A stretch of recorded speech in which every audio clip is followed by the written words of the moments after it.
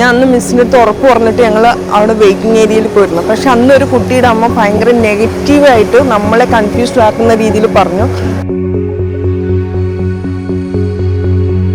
ഞങ്ങളന്ന് മാമിന് അറിയാം ഞങ്ങൾ ഫീസ് അടയ്ക്കാണ്ട് പോയി, അടയ്ക്കാന്ന് പറഞ്ഞാൽ ഞങ്ങൾ ഫീസ് അടയ്ക്കാണ്ട് പോയത്. അങ്ങനെ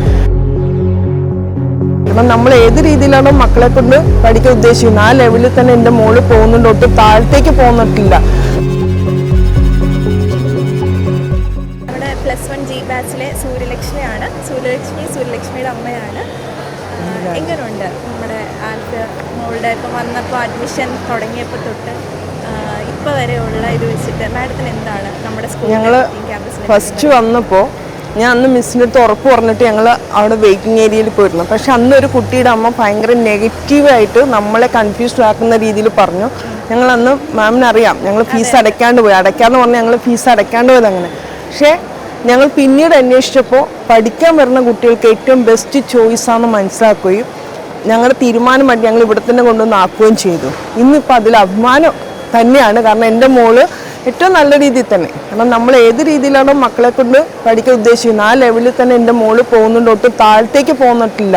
നമ്മൾ 10ാം ക്ലാസ് കഴിഞ്ഞ് സാധാരണ സ്വതവേ +2 ചെല്ലുമ്പോൾ കുട്ടികളൊരു വേറെ ലെവലിലേക്ക് പോകുന്നിടത്തുനിന്ന് എൻ്റെ മോള് ഞാൻ ഉദ്ദേശിച്ച രീതിയിൽ തന്നെ അതിലും ബെറ്ററായിട്ട് തന്നെയാണ് ഇവിടെ വന്നിരിക്കുന്നത്. ഈ ഇതുവരെയുള്ള ടൈമിൽ അങ്ങനെ തന്നെ വന്നിരിക്കുന്നത്.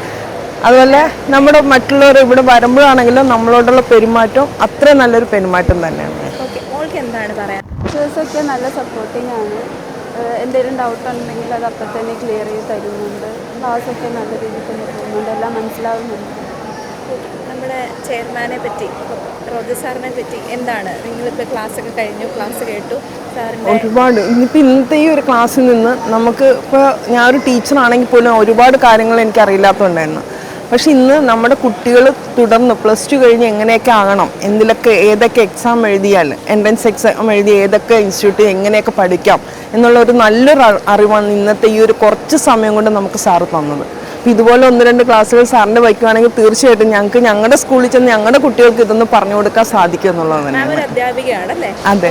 അത് വെച്ചിട്ട് നമ്മുടെ എങ്ങനെയുണ്ട് നമ്മുടെ ടീച്ചേഴ്സുമായിട്ട് സംസാരിക്കുമ്പോഴാണെങ്കിലും എങ്ങനെയുണ്ട് നമ്മുടെ ക്യാമ്പസ്? തീർച്ചയായിട്ടും അതാണ് ഞാൻ പറഞ്ഞത്, നല്ലൊരു ആറ്റിറ്റ്യൂഡ് ഇവിടെ വരണം. നമുക്ക് എന്താ പറയുന്നത്, നമ്മളുടെ തന്നെ ഒരു ആത്മവിശ്വാസം കൂടും ഇവിടെ വരുമ്പോൾ ചെയ്യുന്നത്. കാരണം എല്ലാ ടീച്ചേഴ്സ് ആണെങ്കിലും അതെ നമ്മളോട് ആ ഒരു നല്ല സ്നേഹത്തോടെയുള്ള ഒരു പെരുമാറ്റമാണ്.